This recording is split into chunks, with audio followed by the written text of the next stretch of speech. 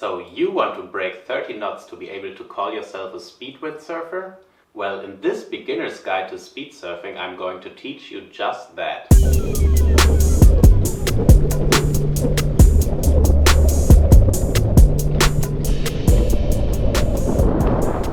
First, let's talk about the gear.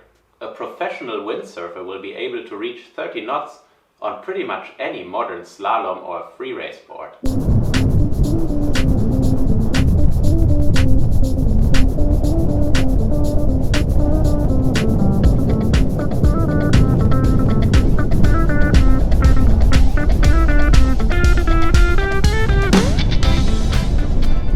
And while a dedicated speed windsurfing board is ideal to reach really high speeds and storm force winds, it might not be the ideal tool if you're trying to get to 30 knots for the first time, as riding these boards can be really technical and you will have to use those in almost storm force winds. Another reason is that they require really flat water in order to be fast, and a lot of you guys might not have that perfect flat water venue to use dedicated speed boards. Instead, I would recommend an around 60 to 70 centimeter wide modern slalom board, as this will be the ideal tool to help you reach 30 knots for the first time.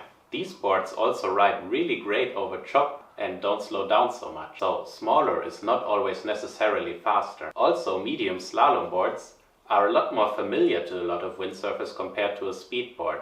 So for beginner speed surfers, it might be a lot easier to use those in order to get started with speed surfing. When it comes to choosing your fin for speed surfing, you will want to aim for a fin that is half the length that your board is wide.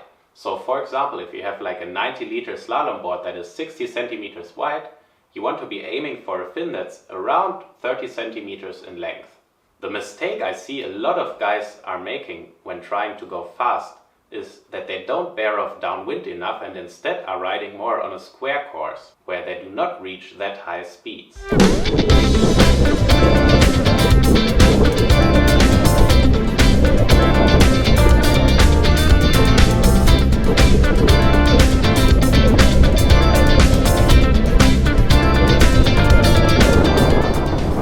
And the reason why a lot of people are doing this is that I think that they are scared of going these higher speeds if they're going downwind super far. But if you really want to reach higher speeds, you will need to bear off further downwind at an angle of approximately 110 to 130 degrees to the wind. So now let's talk about the technique. You're at the perfect spot where you have like 5 to 6, maybe 7 before, the water is really flat, you have all your gear set up. So now what are you actually doing once you're on the water? So what you will need to do is you want to be looking for a gust to reach the 30 knots. And once you find the gust, do not bear off immediately into the gust. What you want to be doing is, in the gust, slowly accelerate while going half wind, and then once you feel that you reached a really high speed while going half wind, slowly bear off further and further downwind. With this technique you will get the maximum speed out of the gust. Of course, you will need a long gust to be able to do this. And you will have the biggest strain on your body while slowly bearing off further and further downwind.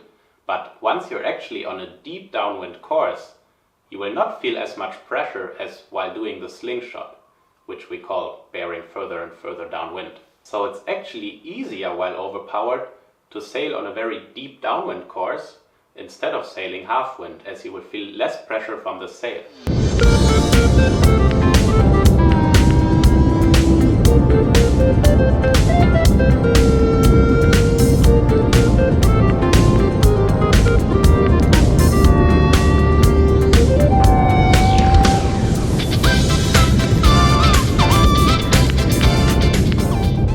The only thing that you need to keep in mind while going deep downwind is that you need to keep all your body tension as high as possible, especially through your front leg, which needs to be straight, while your back leg can be a little bit bent on a speed surfing stance, as this stance will allow you to get the maximum lift onto the board, so that the board will ride more freely, you will have less wetted surface area, and by doing that you will be able to go faster. And another tip I can give you is, once you're actually on the deep downwind course, it is quite easy to oversheet the sail. So you will need to take care that you don't pull the sail too hard with your backhand, as that will actually kill the flow around your sail and you will lose a lot of speed, especially when the gust is not so strong anymore.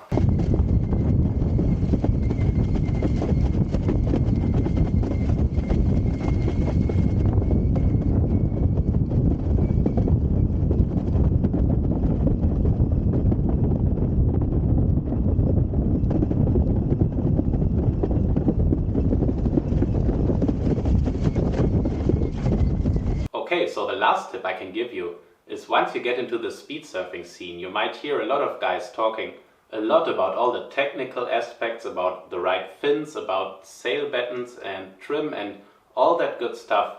And while it is helpful and will help you gain more speed, once you're starting out, I think it's a lot more important to focus on your technique, on your stance, and improve those things instead of worrying about these little details that will give you maybe like this much more speed. So focus on improving your skills first and then worry about the fine-tune of your gear later.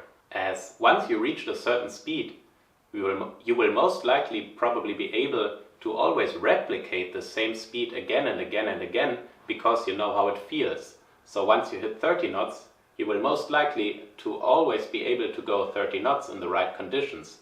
And once you hit 35 knots, you will always be able to replicate that because the speed you once have, you know how it feels like and you can replicate. Alright, that's it for this first speed surfing tutorial for beginners here on my channel.